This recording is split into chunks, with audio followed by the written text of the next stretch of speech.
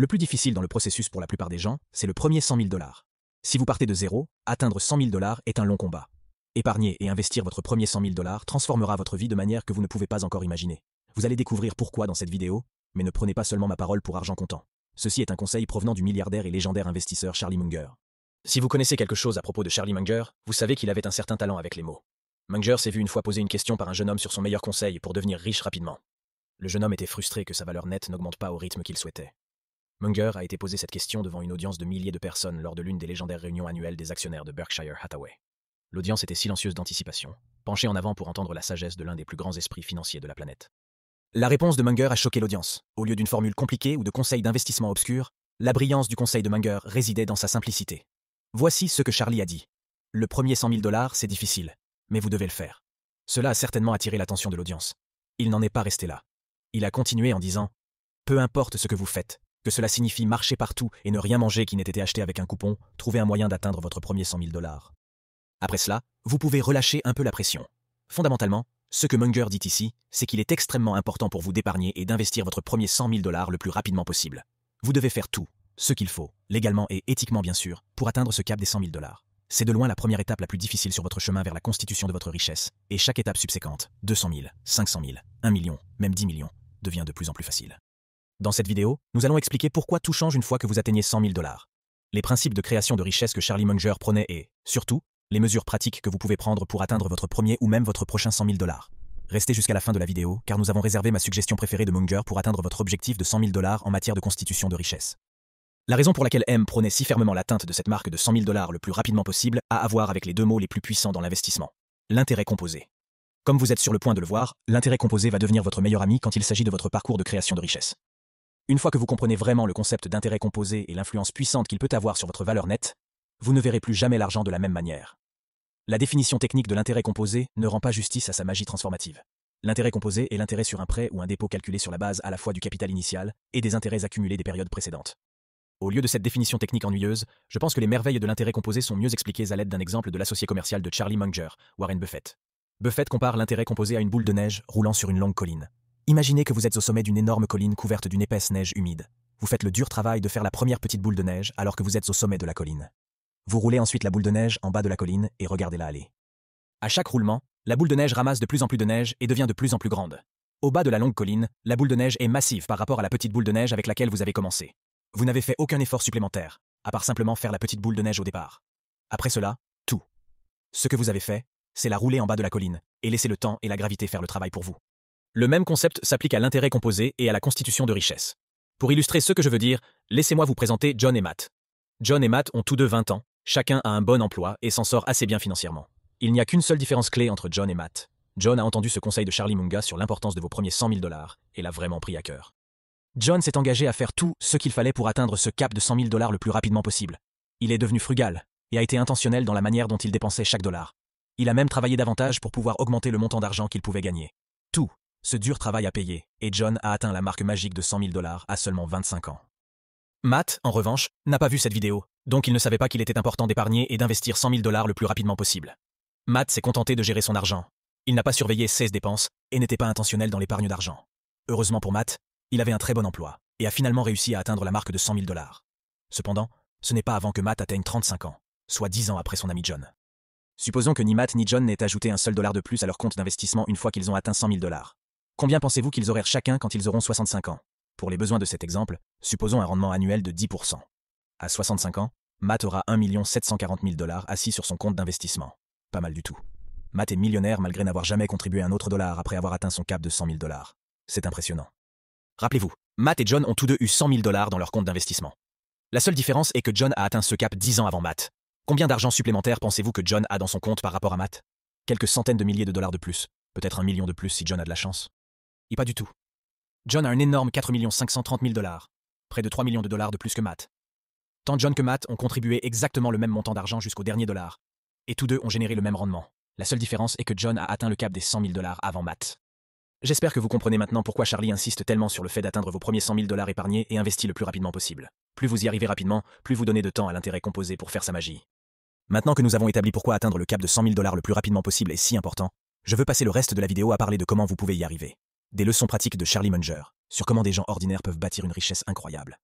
Mais d'abord, notre ami John est un exemple d'abonné fidèle à la chaîne, et cela lui a rapporté généreusement avec 3 millions de dollars supplémentaires assis sur son compte bancaire. Ça me rappelle, assurez-vous de cliquer sur le bouton d'abonnement. Avant de plonger dedans, juste un peu de contexte sur Charlie Munger. Il a obtenu son diplôme de la Harvard Law School et aimait étudier la physique et la philosophie pendant son temps libre. Il est juste de dire que Charlie était un génie. Heureusement cependant, pour ceux d'entre nous avec des QI plus normaux, l'équation dont vous avez besoin pour construire votre richesse ne nécessite que les mathématiques les plus simples. Pour construire de la richesse, vous devez être capable d'économiser de l'argent. Le montant d'argent que vous pouvez économiser sur une période donnée est simplement la différence entre l'argent que vous gagnez en revenus et celui que vous dépensez en dépenses. Pensez à vous-même comme une entreprise. Les revenus moins les dépenses égale le profit. Et tout comme une entreprise, votre objectif devrait être de maximiser la ligne de profit. Plus cette ligne de profit est grande, plus vous pouvez économiser et plus vous pouvez agrandir votre boule de neige. Il n'y a vraiment que deux façons de maximiser ce que vous pouvez économiser sur une période donnée. Maximiser vos revenus et minimiser vos dépenses. Ce sont les deux variables que vous pouvez modifier pour avoir le plus d'argent à économiser et à investir. Commençons par parler du côté revenu de l'équation. L'une des plus grandes leçons que j'ai apprises en étudiant la vie de Charlie Munger est le concept de vendre votre temps à vous-même. Écoutez Charlie expliquer. Charlie se vendait, n'est-ce pas? Tu vendais toi-même la meilleure heure de la journée ou quelque chose comme ça, Charlie? Tôt le matin. Ouais. Raconte-leur ce que tu faisais. Eh bien, quand j'étais jeune, j'ai lu ce truc de la banque d'épargne, l'homme le plus riche de Babylone, qui enseignait les joies de dépenser moins que ce que vous gagnez et d'investir la différence et à quel point cela fonctionnerait merveilleusement bien au fil du temps. Et, vous savez, je faisais exactement ce que ce petit prospectus suggérait, et ça a marché. Et vous savez, l'autre idée, et donc j'ai eu l'idée que j'avais un truc d'intérêt composé mental aussi, et donc j'ai finalement décidé que j'allais juste donner la meilleure heure de la journée pour améliorer mon propre esprit, et ensuite le monde pourrait acheter le reste du temps. Cela a peut-être été une chose très égoïste à faire, mais ça a marché. Quand Charlie était un jeune avocat, il se faisait probablement facturer aux clients à 20 $ de l'heure, une très bonne somme d'argent dans les années 1950. Charlie s'est demandé qui était son client le plus précieux, et il a décidé que c'était lui-même. Il a donc décidé de se vendre 1 heure de son propre temps chaque jour. Il le faisait tôt le matin, travaillant sur des projets de construction et des transactions immobilières. Tout le monde devrait faire ça, être le client et ensuite travailler pour d'autres personnes aussi, et se vendre au moins 1 heure par jour. Il y a quelque chose qui est souvent négligé dans l'histoire des débuts de Charlie Munger, c'est de remarquer comment Charlie passait cette heure à travailler sur des activités potentiellement très lucratives. Il ne travaillait pas à temps partiel dans une épicerie ou à livrer des journaux le matin juste pour gagner 1 ou 2 $ de plus. Au lieu de cela, il passait son temps sur des activités qui pouvaient lui rapporter des sommes d'argent importantes par rapport au temps qu'il devait y consacrer. Pour Charlie, cet homme faisant des transactions immobilières serait aujourd'hui ce qu'on appellerait un revenu complémentaire, tout en travaillant à plein temps en tant qu'avocat. Et ces transactions immobilières se sont révélées incroyablement lucratives, lui rapportant des centaines de milliers de dollars de revenus supplémentaires au fil des ans. Encore plus impressionnant quand on considère que c'était au début des années 1960. La leçon pour vous de cette histoire est double. Oui, vous devriez vendre votre temps à vous-même chaque jour. Mais aussi, et c'est très important, ces tâches doivent être des choses qui ont le potentiel de vraiment faire bouger les choses en termes de vos revenus. Des choses comme conduire pour Uber ou livrer de la nourriture 1 heure par jour ne suffisent tout simplement pas.